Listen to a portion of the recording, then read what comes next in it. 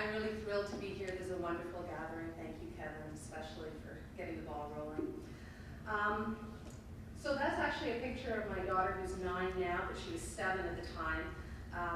And I thought what I talk about is less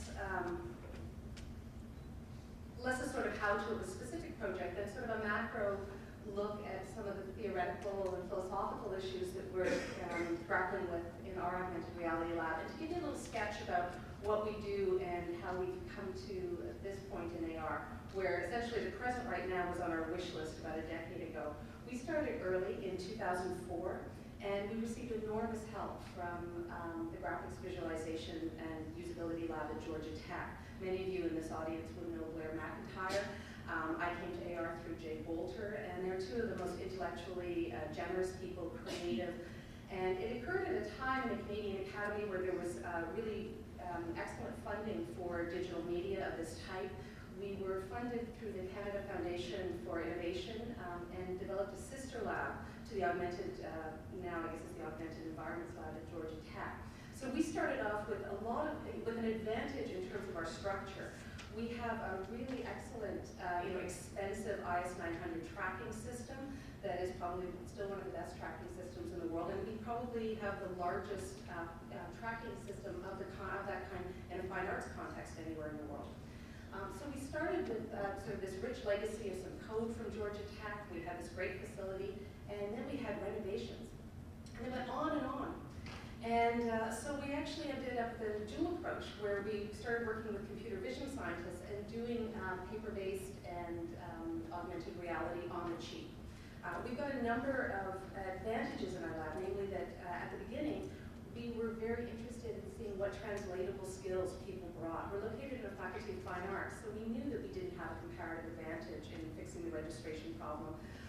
We knew, though, that we had people who had stories. We also knew that we didn't have any advantage in 3D modeling. So we were working with 2D video overlays on our, it's so funny to think that anybody could patent sort of clothing effects because we had them all over our clothes and the magic capes, and back in 2005.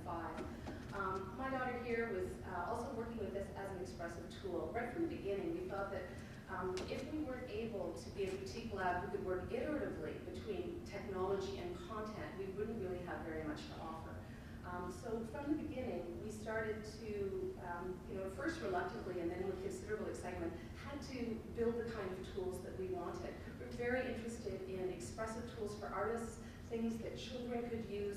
We developed our own drag and drop technology in collaboration with computer vision scientist Dr. Mark Fiala, who had an incredibly robust library. And we made a program called Snapdragon AR, which we still use for prototyping. It's the kind of out-of-the-box, affordable, within a couple of hours, up and running 2D overlays on augmented reality. It's great for mapping out Harry Potter newspapers. My children have always had birthday parties with little sorting hats, and fire can come out of their heads. And this week, my daughter, who's now 9, is still using Snapdragon. She's supposed to be building a haunted house as part of her grade 5 science project. It's all very scary, and then also is supposed to have all these energy features, so she's able to use augmented reality to show how her lemon battery is working and the interior cutouts of what would be like the dungeons in her house. And she was able to put that together in about 4 days. So just to get a sense of how easy this is. Extremely low cost. So we still use this in the lab. So it's kind of interesting too, a lab like ours, where you realize that even though some of the tools are much better, I think really the future's created in our imaginations, right? So once people are tinkering with the tools, if you have the capacity to see what you would make, if you can get to content right away, you can still sort of blue sky how you would like the technology to be mediated, whether you're going to have an optical see-through display, whether you're going to have Google Glass. But you have to start building and thinking, seeing what's possible. And that was one of the great lessons that I learned from Jay Bolter, where thinking that if you don't imagine this as an exciting and pivotal moment where conventions have yet to be established, then you really do miss out. And that's what these expressive tools have enabled. We're also really interested in working with very inexpensive solutions. So as I said, we've got some very expensive technologies, but we love working with historians. And we love working within the constraints of communities that don't have a lot of money. In our lab, we've got some ongoing partnerships with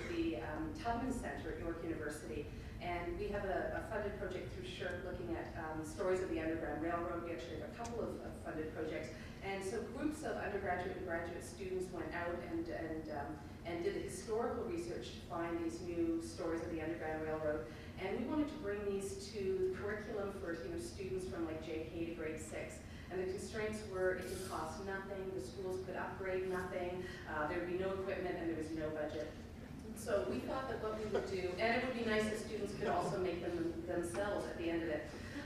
So we started just working with Flower Toolkit. We're very platform agnostic. We really try to be ready to work with anything. And these were just initially, web-based works. That's actually not one of the Underground Railroad. That's from the larger poetic suite. A lot of the technology we've used, because we do have storytellers, filmmakers, poets, a lot of the pieces we make are fiction. They're large fictional worlds. So that's not the correct image for the Underground Railroad. But these stories, the project is called Breaking the Chains. There are 30 original stories that come up like small worlds that you can just view on the web, and I think they're basically live now. And a number of projects of that kind.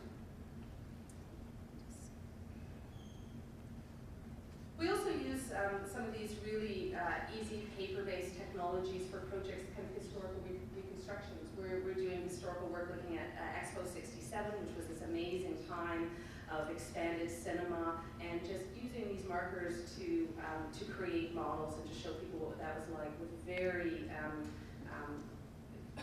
little time to complete the projects. We could do things in a day or two, as opposed to a week, and again with very little budget. What I wanted to get to too, though, is it's a really interesting moment for us, because since 2004, we basically had to make what we wanted. We had desires for augmented reality that we couldn't get off the shelf, so we made it, and we learned an incredible amount in the process. We learned a lot about how augmented reality would work, and I think we were always guided with the idea that what constitutes a compelling experience is really the goal of what we wanted and what we thought we could be good at. What works, what's beautiful, what makes the world sort of crazier and more poetic. And that's one of the strengths that our students brought to the program. It was really interesting to find in the last 12 months that all of the things that were on our wish list back in 2004 were essentially achieved. And the things we were working on, we thought, oh, we'd spend another couple of years in development on natural feature detection. And looked around, even in the last 12 months, thinking most of what we want at this time is now also off the shelf. So one of the things that I wanted to say was that you're using string. We've had a lot of success working with Unity and Qualcomm's Vuforia. We've been making long-form narratives. We're working with children's book illustrator Wallace Edwards to create both immersive worlds and handhelds. We have long-form fictions. There's a sort of a picture of our cabinet of curiosities. We are going to be able to export all of the stories of the Underground Railroad that were originally going to be web-based. We can have them as downloadable apps that people can use widely. But we're very excited by having workflow that also allows us to have things at different scales, these small handheld worlds. And then with very little effort, thanks to, again, these, in the present moment, these aren't created by private sector companies, but certainly in research labs all over, being able to say, oh, gee, there must be a doctoral student who's working on a plug-in between Unity and our trackers, and lo and behold, yes, and lo and behold, it's generously given. And so now we can have something handheld and then put it up in our trackers and put on the headset and walk through it and start to understand about scale, about immersion, different kinds of interactivity. So I think one of the things I'd say at the present moment is that might not be the holy grail of perfect registration. These aren't experiences that can be exported from our lab direct to you. These are still very bespoke. But I think we're learning an awful lot right now about what will be necessary as we go forward to think, why would you want to augment or mediate your world? What are the devices going to look like? But to step back and say, what kind of content is compelling and meaningful? We have incredible students and senior researchers working in our lab. Among them are their keynote speaker, Helen Papagiannis, who really early on was very interested and took our lab in the direction of the magical interest. We've got Andrew Roth, who's also speaking today. So I think one of the thoughts I'd like to leave you with is just that I think there are many people right now working with present day tools who come with all different kinds of skill set. I absolutely agree, it's about collaboration, it's about finding the right partners. At the same time, I think it's really important that the field of AR doesn't become entirely dominated by people who believe that they have the technological solutions now, because we absolutely need the people here in this room who have just great ideas and have a sense, even maybe from that trough of disappointment, about what they would have liked, and that in the next 10 years those things